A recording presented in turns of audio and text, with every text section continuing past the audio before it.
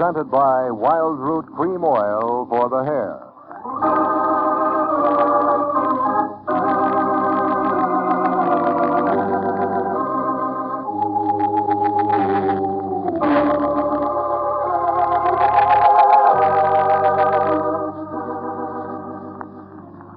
Over the minds of mortal men come many shadows. Shadows of greed and hate, jealousy and fear. Darkness is the absence of light. So in the sudden shadows which fog the minds of men and women are to be found the strange impulses which urge them into the unknown. Dark Ventures.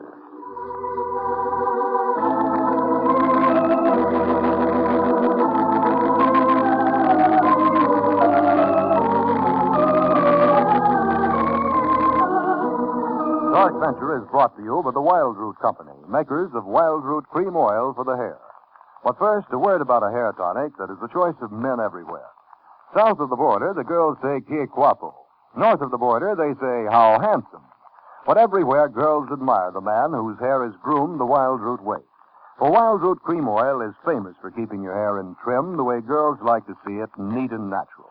There's not a drop of alcohol in Wild Root Cream Oil. What's more, it contains lanolin. So get the big economy-sized bottle at your drug or toilet goods counter. And ask your barber for Wild Root Cream Oil, again and again the choice of men who put good grooming first.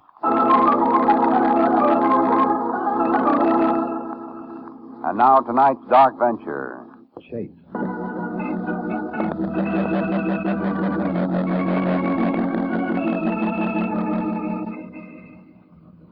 So, sent you over to write a human interest story on old Pop Doran, did they, eh? Well, sit down, young man, sit down.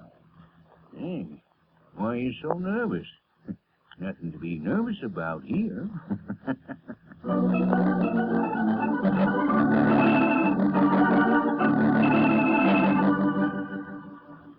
Yeah, maybe you won't believe it, my boy, but I figure there isn't a more exciting place in the whole world than right here in this room. You know, there hasn't been a big newspaper store in this town for 38 years that I have known about in a way that nobody else could ever know. And all these years have proved one thing, my boy. No matter how we all bluster and strut, we're merely the toys of fate.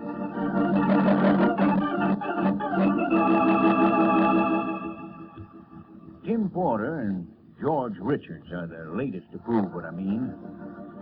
Tim, you know, was a big-shot racketeer until they put him in the pen for 10 years. While he was gone, George took over the firm, and he did all right, too. Yeah, I know every part of the story. You see, I got my own ways of finding out. It began around 10:30, night before last. George was humming a song to himself as he stood before his dressing mirror, smoothing down his hair. Then he heard the outside door of his apartment open, but he didn't look up. That you, Claire? You came early. I'll be right with you. Make yourself at home.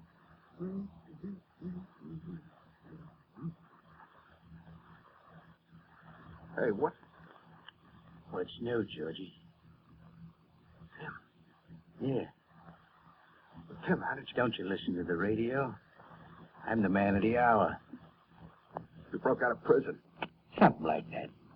Tim, you shouldn't have to find you. How long do you think I was going to stay buried, Georgie?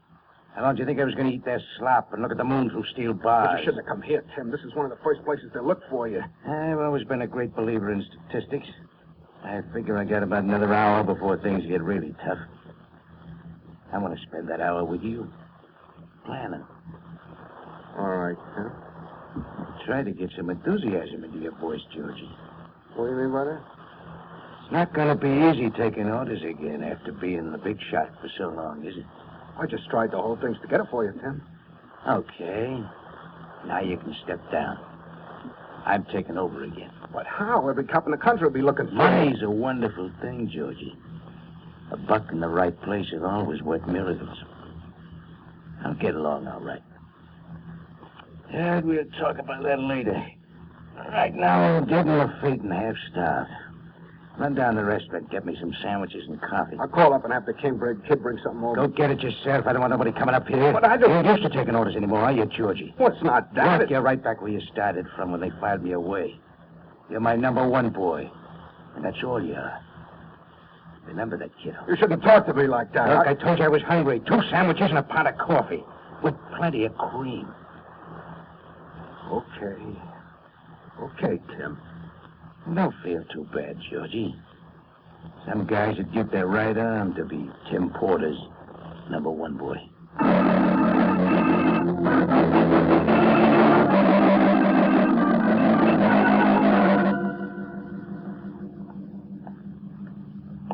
Number one boy. Where does he get that stuff? I ran things better than he ever did, yeah. I don't have to take that from anyone.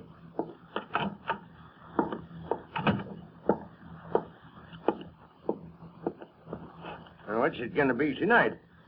Huh? We got some good roast beef on the dollar dinner. No. Just want to use the phone over in the corner.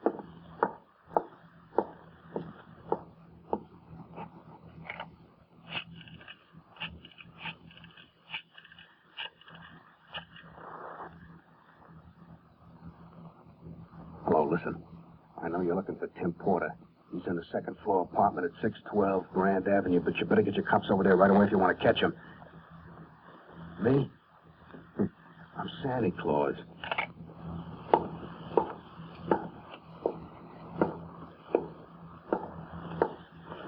That'll be a nickel. Yeah. Now I'll have some service, waiter. What's it gonna be? A cup of coffee. Black.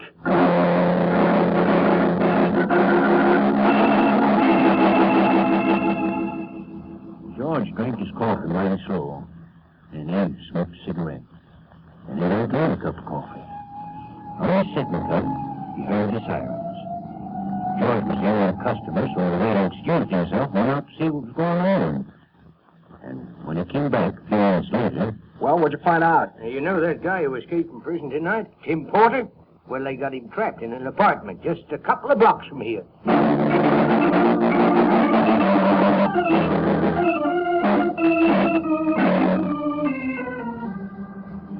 20 minutes later, squad cars passed the other way. This time, the sirens were silent.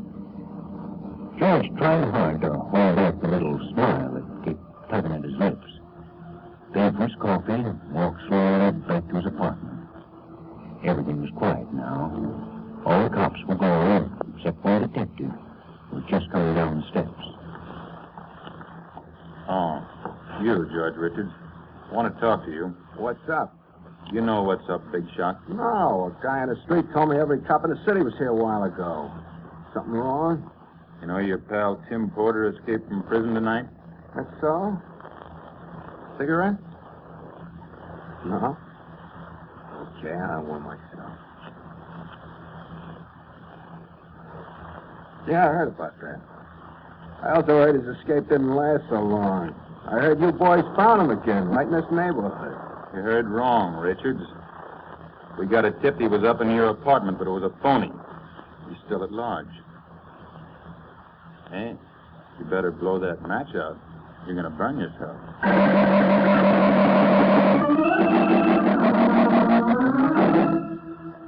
Well, George didn't have to worry about hiding that smile anymore. Somehow he got rid of the detective. Somehow he got upstairs near the apartment. Somehow he even poured himself a good drink. But the way his hand shook, most of the drink spilled out. Didn't matter, though. Before he could get it to his lips, the phone started ringing. George just stood there in the middle of the dark apartment. Like the way the phone had paralyzed every nerve in his body. He waited for the phone to stop ringing.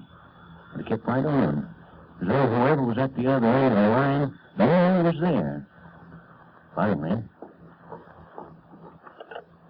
Who is it? Hello, Georgie. Tim. Boy, was I worried. Worried? Yeah, somebody tipped off the cops that you were up here in my apartment. I told you shouldn't have come here, Tim. I thought you would have got you. Am I glad you got away? I just about went nuts when I saw those police cars leaving. You still on the phone, Tim? polite to interrupt somebody when they're talking. You all through talking, Georgie? Huh? Sure, boss. Boss? You ain't called me boss in a long time. Yeah, it sounds good. How'd you get away from him? Oh, I worked it. I'm sure glad you called me to tell me everything's okay. Now, that's not why I called you, Georgie. No? What time is it? Huh? About 20 after 11. Why, boss? Sometime between now and morning. I'm gonna kill you. Kill me? What's a gag? You were the only one who knew I was at your apartment. No, wait a second. You don't think that I... The only one who could have called the cops. Oh, but I swear I didn't, boss. I swear I didn't. As soon as you hang up this phone, you better start running, Georgie. Oh, listen to me. You got it all wrong. No matter where you run, remember this. You won't get away from me. Oh, let me explain to you, boss. You won't get away from me. Boss, listen to me. Hello.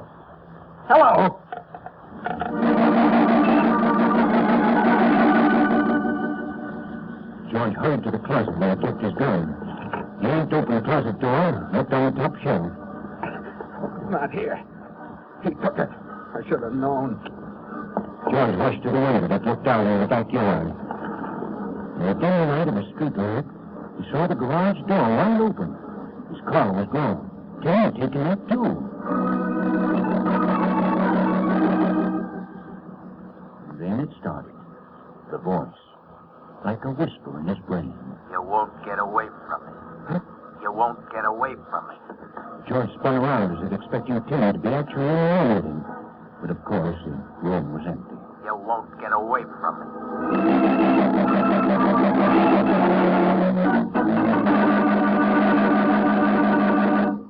The rest of the guys, they'll stick by me.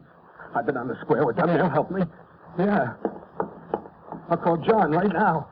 I'll tell him what Tim's trying to do. The boys will stick by me. I still remember how Tim used to push them around, too. I always treated them fine. Hello? Hello, John. This is George. I just heard... John? He hung up. He never did that before.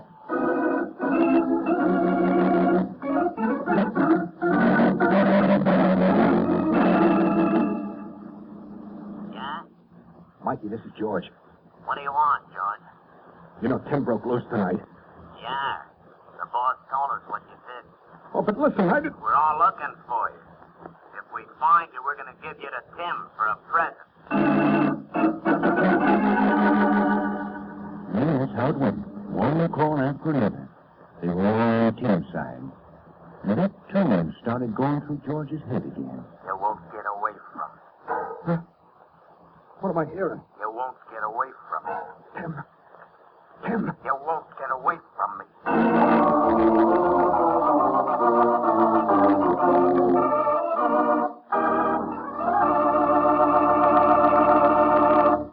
We'll return to our story as soon as Harry Wallstrom has a word with the men. Then here's important news on good grooming. Better than 4 out of 5 new users of Wild Root Cream Oil say they prefer Wild Root Cream Oil to all other hair tonics. Here is new and even more conclusive evidence that Wild Root Cream Oil is again and again the choice of men who put good grooming first. So if you want the well-groomed look that helps you get ahead socially and on the job, listen. Recently, thousands of people from coast to coast who bought Wild Root Cream Oil for the first time were asked, how does Wild Root Cream Oil compare with the hair tonic you previously used? The results were amazing. Better than 4 out of 5 said they preferred Wild Root Cream Oil. And no wonder. Wild Root Cream Oil gives you the advantages that men consider most important. Wild Root Cream Oil grooms your hair neatly and naturally. It relieves annoying dryness, and it removes loose, ugly dandruff. What's more, non-alcoholic Wild Root Cream Oil is the only leading hair tonic that contains soothing lanolin. So ask for Wild Root Cream Oil. Again and again, the choice of men who put good grooming first. Now back to our dark venture for tonight. Chase.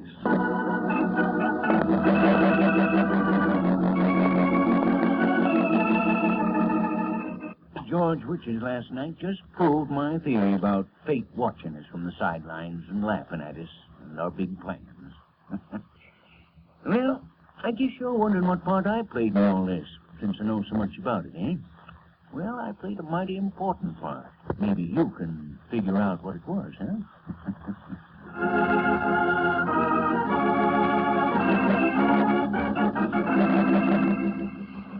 When George realized the rest of the gang were on Tim Porter's side, he knew there was only one thing left for him to do: get out of town fast.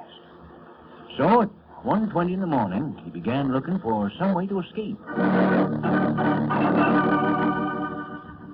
I want to rent a car. Yeah, any good car. Yeah, for just a couple of days.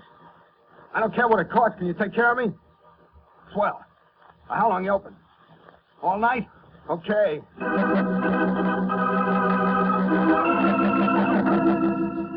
George hurried to his bedroom to pack a few clothes in a suitcase. And as he ransacked his dresser, he happened to glance into the dresser mirror. He'd aged 10 years in the last hour.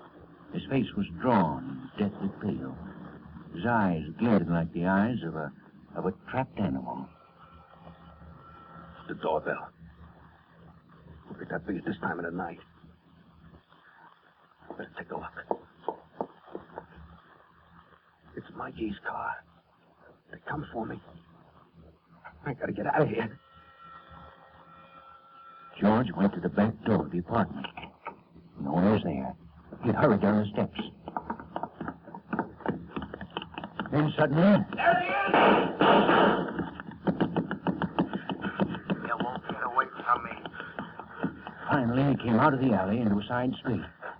He'd escaped them. But for how long? You won't get away from me.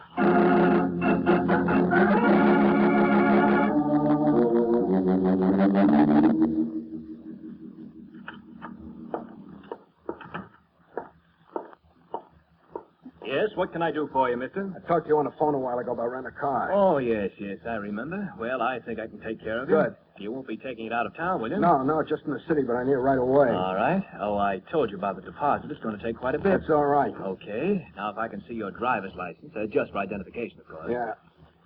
Here it is. Okay, let's see. George Richards. Oh. What's wrong? Well, I'm sorry I had you come way out here for nothing, Mr. Richards. What? On second thought, I was wrong about that car. I haven't got a thing on the lot that will do you any good. What are you talking about? You just told me I haven't got a thing, Mr. Richards. What are you trying to pull? My doe's as good as anybody else's. It's not that.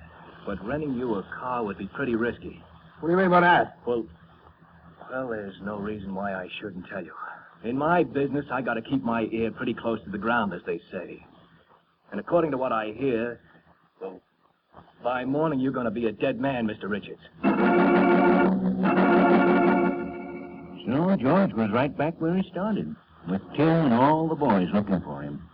Now he began going around to all the hideouts that the boys had used in the old days, the little side street hotels and dark rooming houses, anywhere that he might hide until tomorrow. Not me, George. I can't help you. You know why. If the cops were after you, it'd be different. But it's Tim Porter, and if he found you here, he'd skin me alive. Just for the night, Charlie. Just I'm not sorry, George.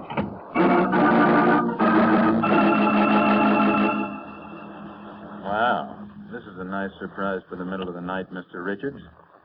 To what does the police department owe the pleasure of this visit? Look, Inspector, you got to help me. Help you? Tim's going to kill me before morning. Put me in a cell. Do anything but help me. Relax. Now, it's not becoming for such an important member of our community to whimper like this. Now, just why is Tim going to kill you? I thought you were his right-hand man. I'm the one who called in that tip tonight about him being in my apartment. Is that right? Yeah, and he knows about it, so he's going to kill me. You see, I was trying to help you guys, so it's only right that you should try to help me. Trying to help us, huh? How stupid do you think we are, Richard? Huh? What do you mean? That tip was as phony as this act you're putting on. But you're wrong. I tell you. Now that we know pretty close to where Tim was when that tip came through, we thought it was on a level. Well, it was on the level. I don't think so. I think you called to throw us off the trail long enough for Tim to reach his hideout. Oh, I tell you, you're wrong. And when you go back to Tim, you tell him that 500 cops are out looking for him, and that when we find him, he'd better be awful polite. Now get out of here. No. Get out of here. Please, Inspector. I said get out of here.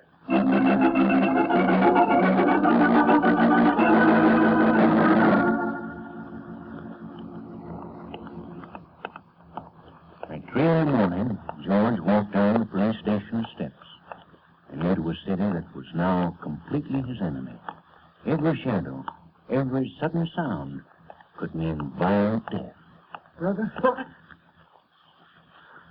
What do you mean sneaking up on me like that? Help Brian, brother. Oh. Yeah, here. Bless you, brother. Yeah, thanks. You could use it. Hey. See that car parked by the curb? I didn't notice that before. Somebody inside. What are they waiting for? Maybe that's Tim and the others. Maybe they spotted me. I better get out of here.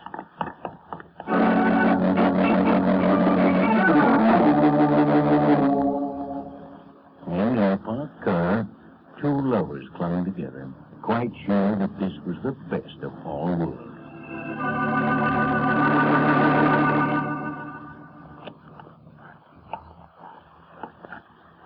Now George's footsteps dragged just a little. All the strain of the long night was catching up with him. Breathed heavier. His legs were like chunks of wood. Strength left him. Then ahead, he saw the entrance of a subway station. Subway. They wouldn't dare bother me on the subway train. Maybe you can get some sleep. So George started down the steps. But the subway was dark and empty. And halfway down, he was suddenly stopped by a barricade of ropes and lumber. Nailed to the barricade was a sign. George could barely read it by the dim light in the street above. Closed for repairs. Passenger service at 56th Street. 56th Street? It's 10 blocks from here. How do you like that? Even the lousy subway won't give me a break. 10 blocks through those dark streets with Tim up there looking for me. Oh, no. I'm going down there. I'm through being pushed around. Even the subway. That's one for the books. Okay, I can get through now. The darkened platform was completely deserted. In one corner, he saw a bench. He stumbled toward it and sank down. He was exhausted. So tired. So tired. His head drooped. His mind spun into darkness.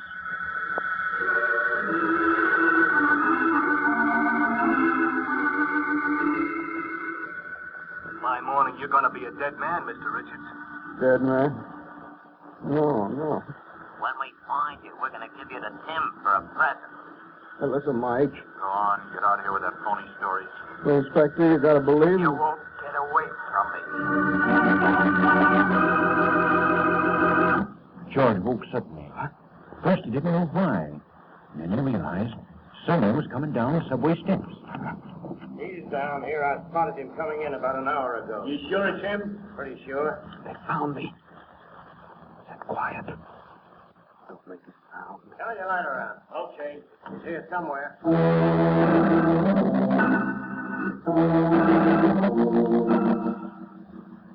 George watched the beam of light edge toward him, then creep away, and return, searching for him. He crouched down, his lips trembled. And then suddenly the light was full in his face.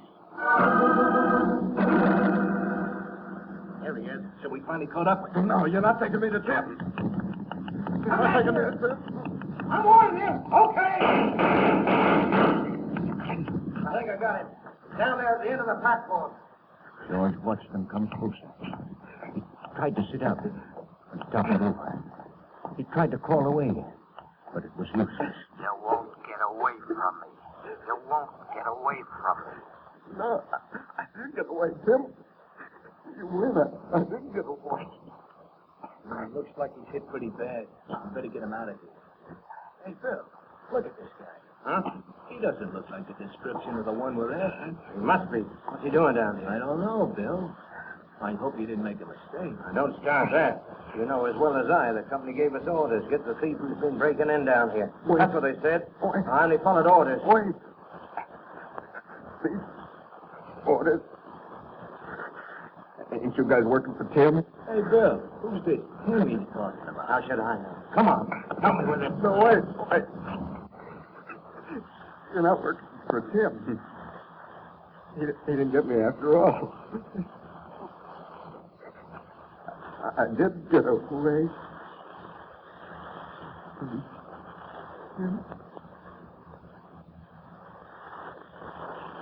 Bill, look.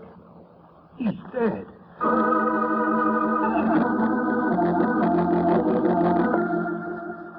Well, about an hour later, 5 o'clock, the ambulance boys brought him down here. And then I played my part in the story, like I said. What do you want him, Pop? Put him over there, near that other one. Okay. 2 within the last couple hours.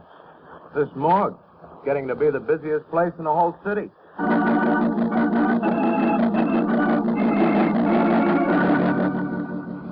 Yeah, my job down here at the morgue might sound pretty depressing and dull, but it really isn't, young fella. Kind of makes you philosophical after a while, like Tim Porter's boast and how George thought it hadn't worked out, but it did work out. Well, you see, that other body the ambulance guy talked about was Tim Porter. He'd been ambushed and shot to death at 3:30 in the morning, 10 miles from the subway where George was sleeping. Yeah. But George didn't really get away from Tim after all. So there they are, lying side by side.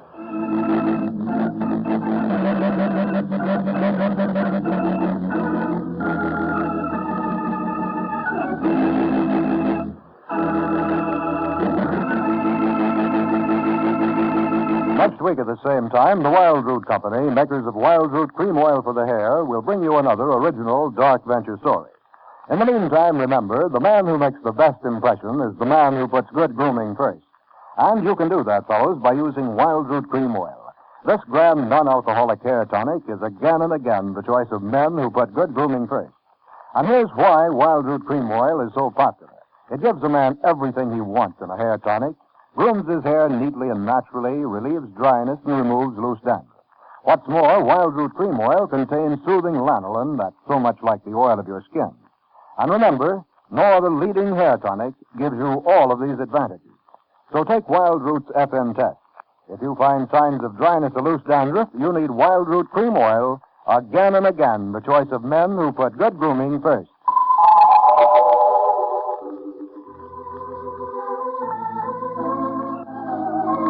Until next Tuesday, remember, smart girls use Wild Root Cream Oil, too, for quick, good grooming and to relieve dryness between permanents.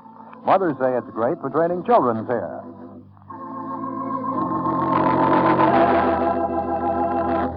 This is ABC, the American Broadcasting Company.